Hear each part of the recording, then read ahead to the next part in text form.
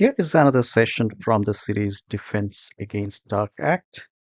We are focusing on developing the knowledge, awareness, mental readiness to prepare our own protection shields against these frauds and intruders. In this session, we'll be discussing about a high-tech scam. It's an impersonation scam done using AI deepfake. Let us look at how these scams are being carried out.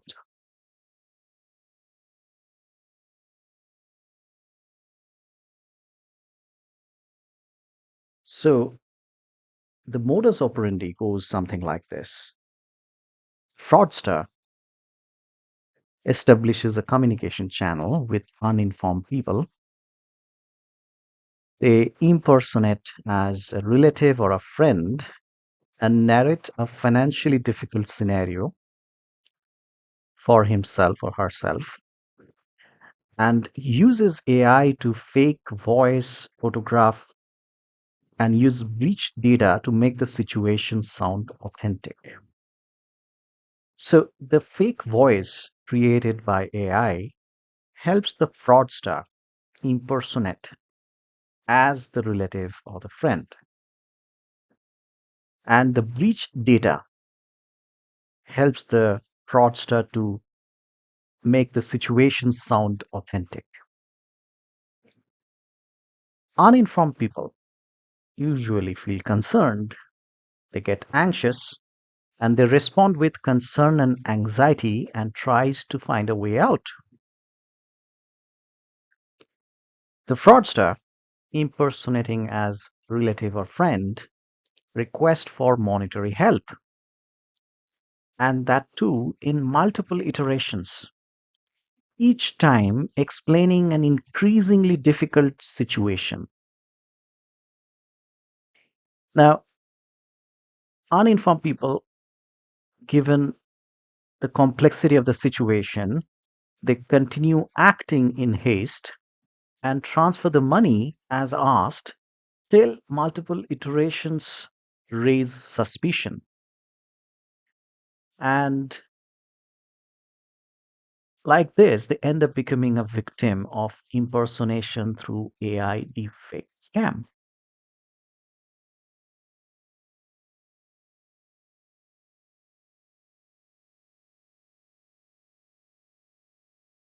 So, what could be a counter strategy that could protect us from these impersonation scams?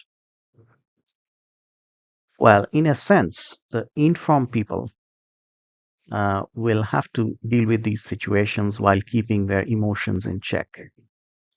They need to respond with level headedness and clarity of thoughts to validate the situation. And, uh, they will have to collect relevant data points. They will have to gather information from different sources.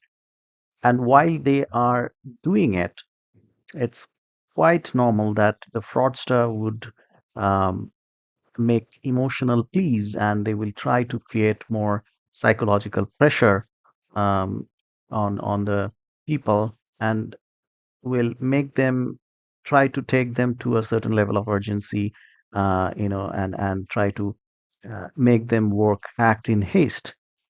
But a level of due diligence to decide the next course of actions will be needed here. And once the situation analysis and due diligence of course of actions are properly done, the informed people will be able to protect themselves from becoming a victim.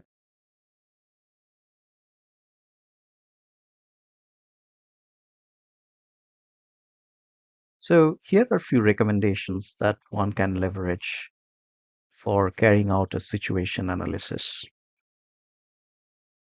So there are several AI tools available today which fraudsters are using to develop different types of deepfake.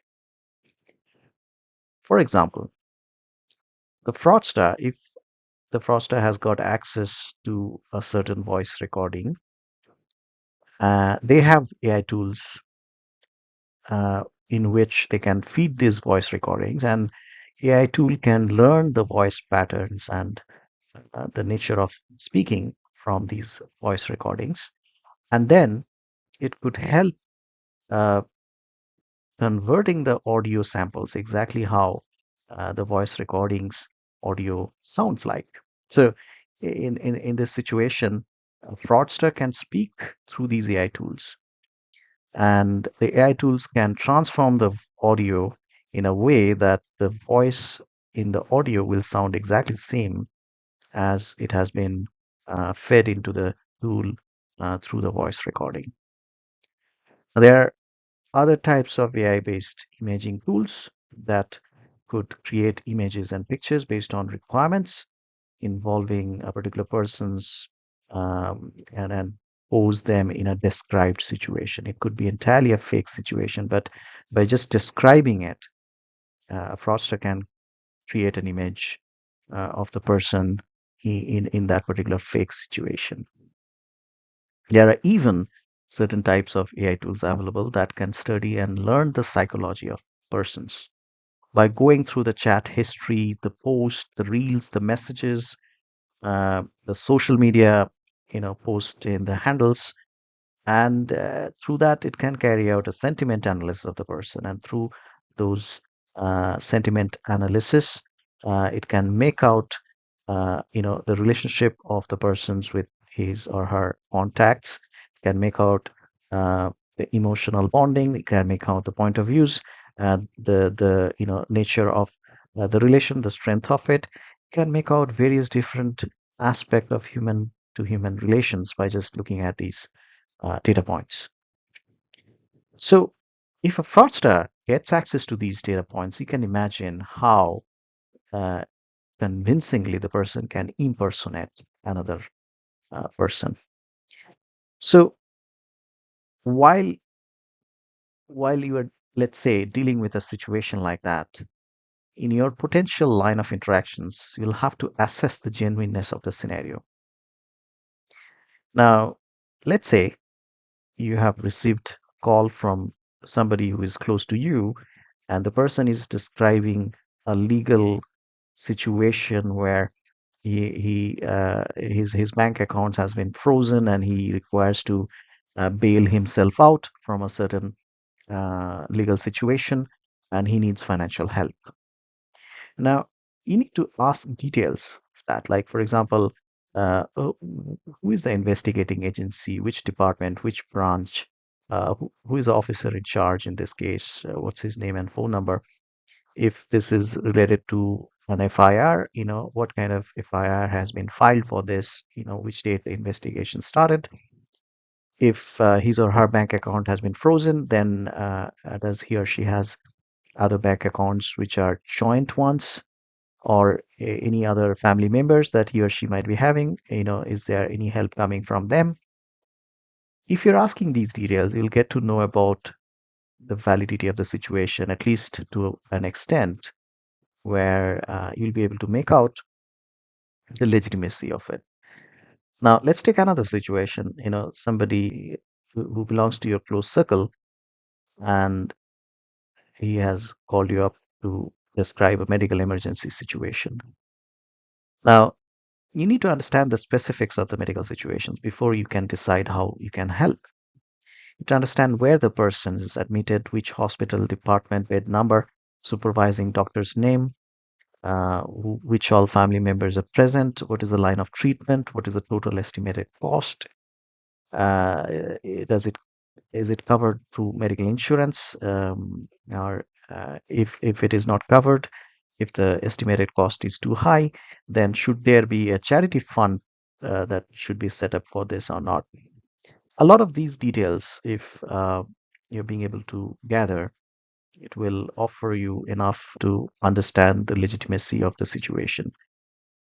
And you can as well inquire about the person with whom you're talking. You can inquire about common friends, common relatives, and sometimes you can even talk about non-existent friends and non-existent relatives, and you can try to make out if the person uh, is genuine, is he the person he's posing or not.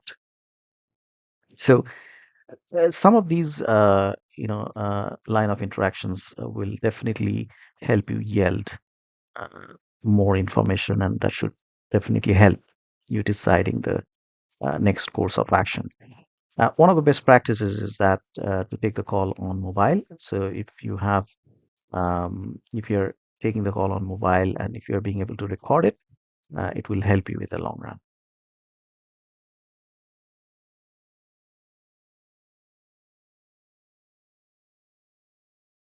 So now, while uh, at a certain point, you'll have to decide the next course of actions. And for that, there are a few recommendations to consider as well.